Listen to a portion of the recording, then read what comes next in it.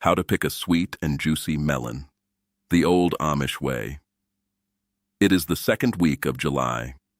You walk into the grocery store, and the bin near the front is piled high with cantaloupes and honeydews.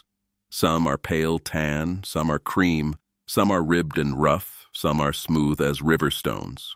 $4 each, $6 for the big ones. You pick one up, you turn it over in your hands, and you have no idea what you are looking for. The young clerk does not either, so you smell the end of it the way your grandmother used to smell it. But you cannot remember exactly what you are supposed to be detecting. You pick the one that looks the biggest, hope for the best, carry it home in your bag, and put it on the counter. Saturday afternoon, you cut it open in front of your family. The flesh is pale, almost white near the rind, not that deep orange or honeyed gold you were expecting. The texture is grainy and dry. It crumbles under the fork instead of yielding. And the first bite is flat, almost flavorless, like eating sweetened cardboard soaked in lukewarm water. $5 on the counter. Half of it going in the compost. You feed the worst slices to the chickens because nobody in the house will eat it. Now I want you to sit with this. There is no luck in picking a melon. There never was. Every farmer's wife in this country once knew exactly how to walk up to a pile of cantaloupes or honeydews at a roadside stand and pick the sweetest, most fragrant, most juice-running one in the bin every single time. They had a set of small tests they did before they ever paid $1. And not one of those tests is hard, and not one of them costs anything. And any person in this country can learn the whole set in 15 minutes and never again bring a bad melon home. I am Abraham Yoder. I am Amish, and I farm in Lancaster County, Pennsylvania. My wife Esther grew up picking melons at the produce stand with her mother. Her mother learned from her mother before her. And I am going to walk you through the 7 tests they taught us. The smell, the stem slip, the color and netting, the give, the weight, the shape, and the sound. The complete old farmer's checklist for finding a perfect melon. Pick up any melon in any store. Do these 7 tests in a minute and a half, and you will know before you ever put it in your cart whether you are bringing home sugar and juice or disappointment. One thing before I get into the tests. The old methods I share on this channel, there is too much of it to fit in any single video. So I put the whole of it together in a book at my website, abrahamyoder.com, for the folks who want the long version. I will not mention it again here. If you want it, you know where to look. Now let me show you how the old folks pick their melons. Test number 1, and this is the most important one of all. It is the smell. Bring the melon up to your nose. Hold it at the blossom end. Not the stem end, the blossom end. That is the rounded end opposite where the stem was attached. Cup your hand around it if you need to. And breathe in slowly. A ripe cantaloupe will speak to you before you ever cut it.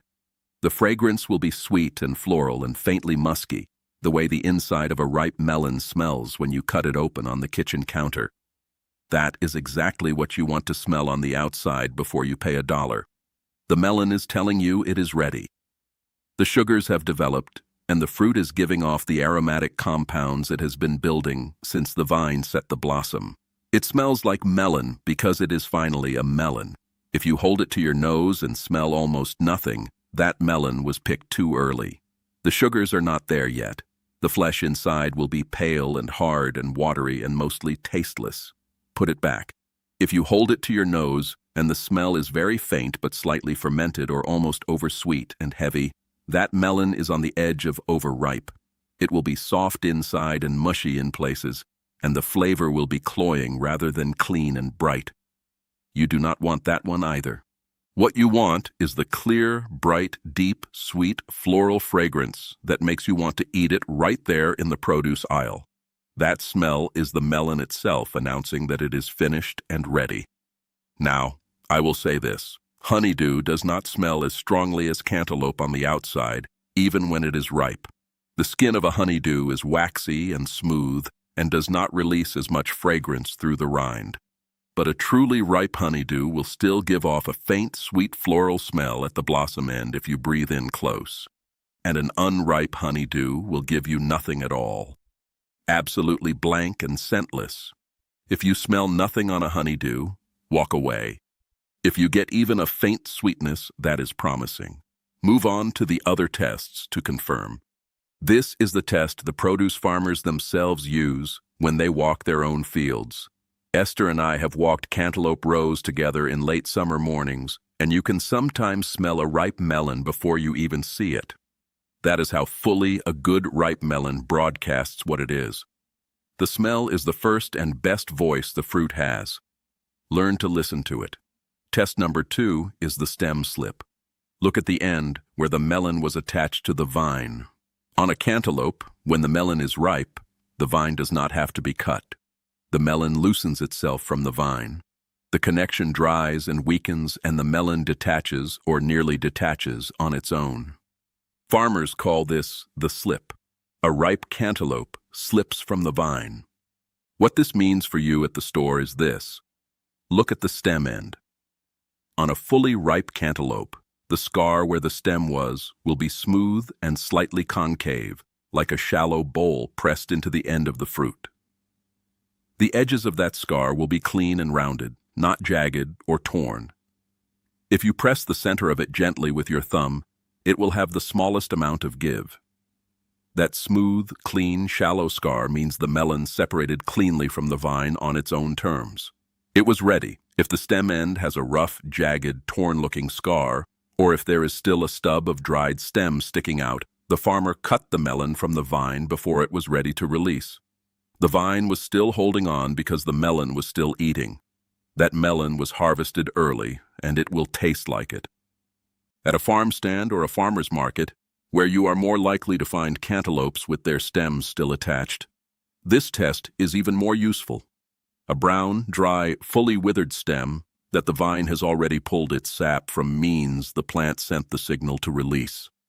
A green stem means someone with a knife made the decision the plant was not ready to make. For honeydew, the stem end test works a little differently. Honeydew does not slip from the vine the same way, but press gently on the blossom end, the end opposite the stem, with your thumb. On a ripe honeydew, there will be a small, distinct give there, a softness that tells you the fruit has finished filling out. On an unripe honeydew, the blossom end will be hard and unyielding as green wood. Test number 3 is the color and the netting. On a cantaloupe, the outer skin between the ridges and the raised netting should be a golden tan or a warm, creamy beige, not green. Green skin between the netting means the melon was not finished. When you see that full golden color covering the background of the rind with the raised tan netting sitting on top of it, that is a ripe cantaloupe's coat. It is dressed for the occasion. The netting itself matters. On a ripe cantaloupe, the raised net pattern on the rind should be thick, well raised, and cover most of the surface of the melon. Sparse netting, or netting that sits flat and barely visible, means the melon did not develop fully.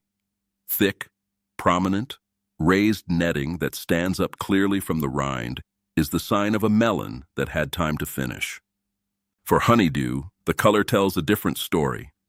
An unripe honeydew has a pale, slightly greenish-white skin, almost chalky.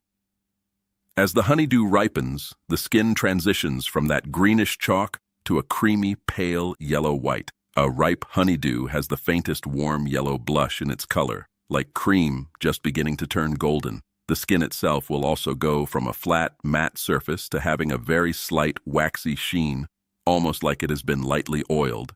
If a honeydew looks bright white and chalky and completely matte under the lights, it is not ready.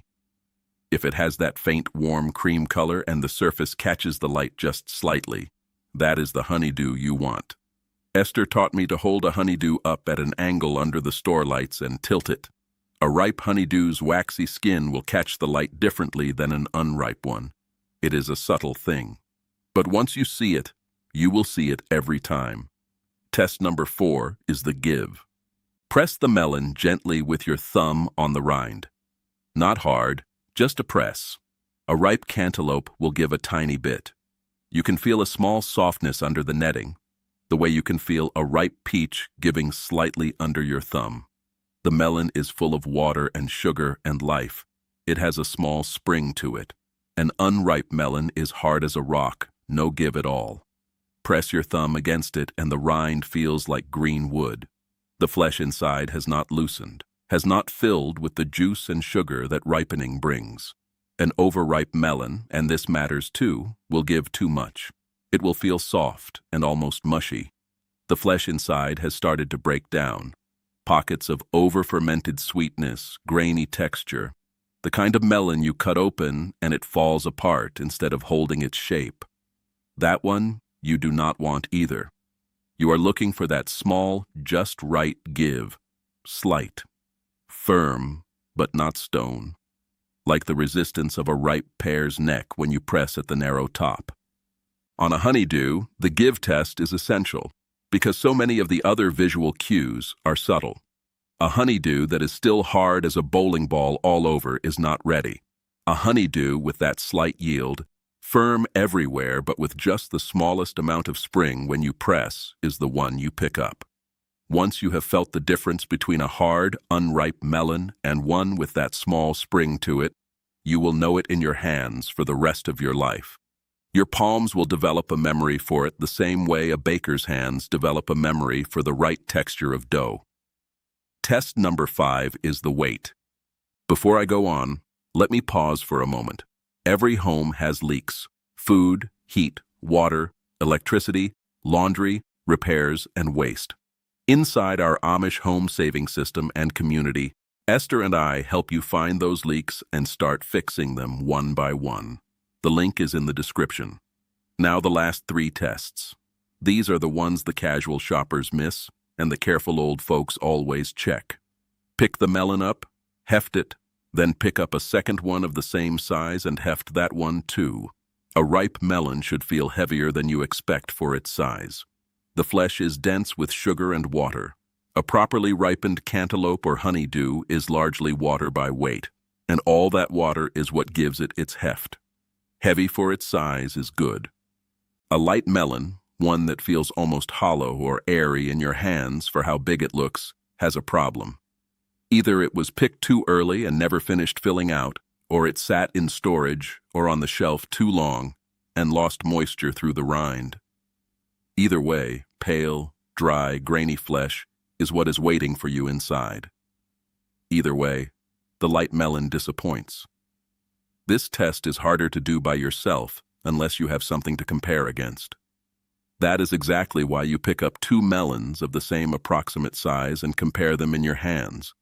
The heavier one of the 2 is almost always the better one. It has more water, more sugar dissolved in that water, more of everything that makes a melon worth cutting open. Esther will sometimes pick up 3 or 4 melons of the same size at the farm stand before she makes her choice, hefting each one against the others the way a jeweler holds stones up to the light. The heaviest one in the group comes home with us. This habit has not failed her yet. Test number 6 is the shape. A good melon should be evenly shaped, symmetrical, smooth curves, no big lumps or flat sides. A round cantaloupe should be evenly round.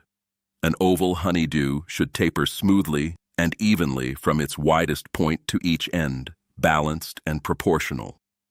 Why does this matter? Because the shape of a melon is the record of how well the bees did their work on its flowers. When a melon flower is pollinated well, many bees visiting many times, the seeds inside develop evenly all the way around, and the fruit grows out into a smooth, symmetrical shape. The sugars distribute evenly, the flesh ripens evenly. When the flower is poorly pollinated, few bee visits, the weather got in the way, the field had no good pollinators, the seeds develop unevenly. The melon grows lumpy or lopsided with a flat side or a knobby end. The sugars distribute unevenly too. One side may be sweet and full of flavor. The other side is bland and grainy. So the even, symmetrical melon is the one the bees worked over many times. That is the sweet one. The lumpy, lopsided melon is the one with patchy pollination. The flesh inside will be patchy too. This is one of those quiet truths from the field that most modern shoppers never hear. The bees decide which melons are sweet. The shape just tells you what the bees thought of it. A melon that every bee in the field walked all the way around. That melon grew into the shape of the attention it received. Test number 7 is the sound. And this is the one everybody has heard of, but most folks do it wrong. And most folks do it only on watermelons and never think to do it on cantaloupes or honeydews. Do it on every melon. Hold the melon up. Cup your hand against one side of it. With your other hand, give the rind a sharp flick or a knuckle tap, the way you would tap on a door. Listen carefully. There are 3 sounds a melon will make. A deep, resonant, slightly hollow sound. Not the dramatic bass drum hollow of a watermelon, but a full low note that rings for just a moment before it fades. That means the melon is full of water and juice inside, and the flesh is firm and ripe. That is the ripe melon sound, a higher, harder, more clipped tap, like knocking on solid, unripe wood. That means the melon is still dense and tight inside, unripe.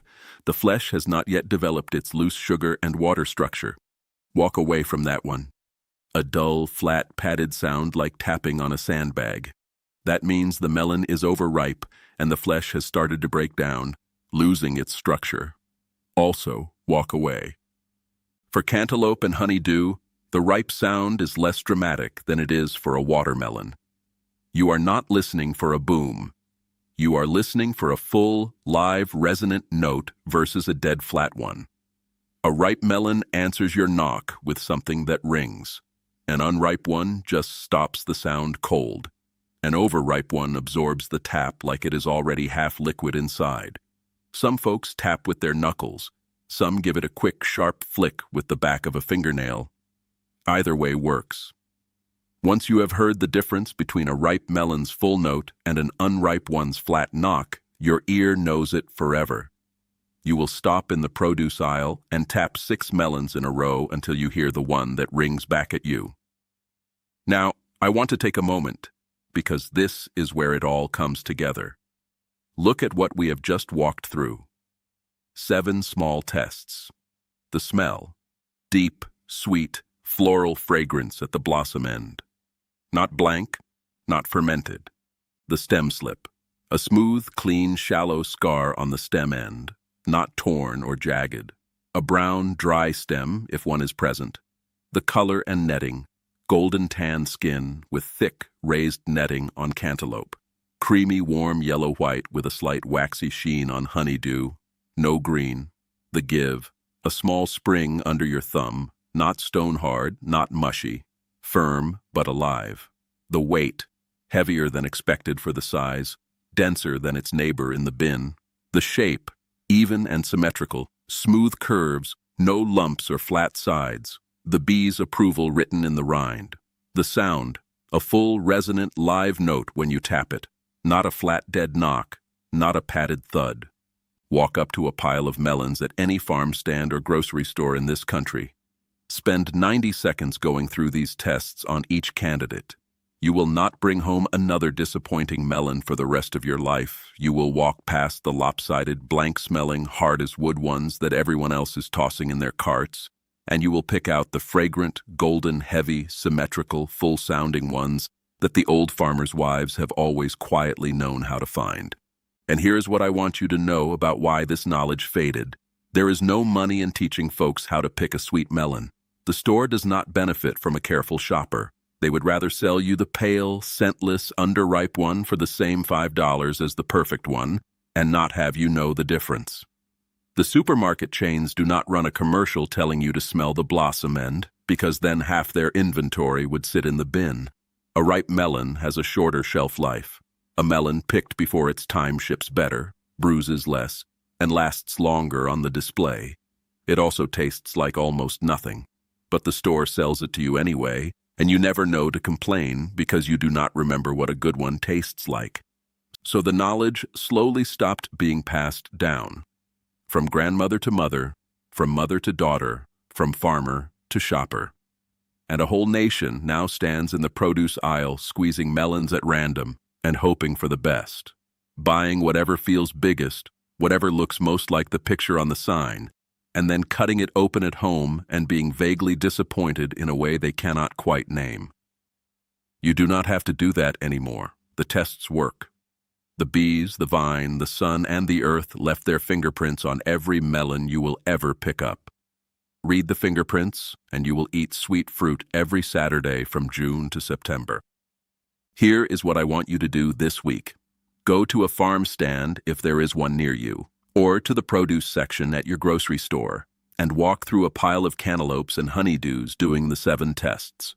Pick up 2 or 3, compare them in your hands. Bring the first one to your nose and breathe in at the blossom end. Look at the stem scar. Check the color, the netting, the waxy sheen on the honeydew. Press your thumb gently against the rind and feel for the give. Heft it against its neighbor and feel for the weight. Look at the shape and think about the bees. Tap it with your knuckles and listen for the full resonant note. Pick the best one. Carry it home. Cut it open on Saturday afternoon. Let your family taste the difference. Deep orange flesh on the cantaloupe, dense and fragrant.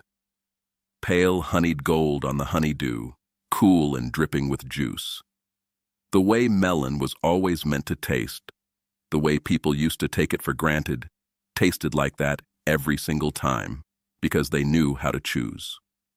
Once they have tasted what a properly picked melon is supposed to taste like, sweet and cold and running with juice, the flavor filling the whole mouth, they will never let you bring home a bad one again. And the children will start doing the tests with you the next time. That is how the knowledge comes back. One melon at a time. One Saturday at a time. One family standing around the cutting board learning to taste the difference between what the store wants to sell you and what the earth actually grew. Tell me in the comments below which of the 7 tests you had never heard of before. The smell, the stem slip, the waxy sheen on the honeydew, the connection between the shape and the bees.